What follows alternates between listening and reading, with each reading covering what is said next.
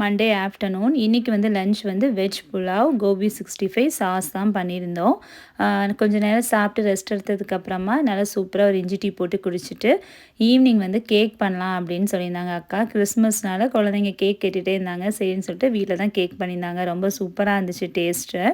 அப்புறம் நைட் டின்னருக்கு வந்து சப்பாத்தியும் சோயா சங்க் கிரேவி தான் பண்ண போகிறோம். அக்கா கிரேவி பண்ணாங்க. நான் வந்து சப்பாத்தி மாவு பிசைஞ்சு வட்டு போட்டு எடுத்துட்டேன்.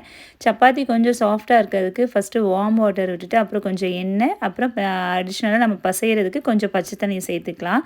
நல்லா அழுத்தி பிசைஞ்சு வச்சிட்டோம்னா நல்லா சப்பாத்தி சாஃப்டாக வரும். சப்பாத்திலே கொஞ்சம் மாவுலேயே நம்ம எண்ணெய் போட்டுட்டோன்னா நம்ம சப்பாத்தியில் எண்ணெய் போடணுங்கிற அவசியமே இல்லை. அதே நல்லா புஸ்ஸுன்னு வரும், சாஃப்டாகவும் இருக்கும்.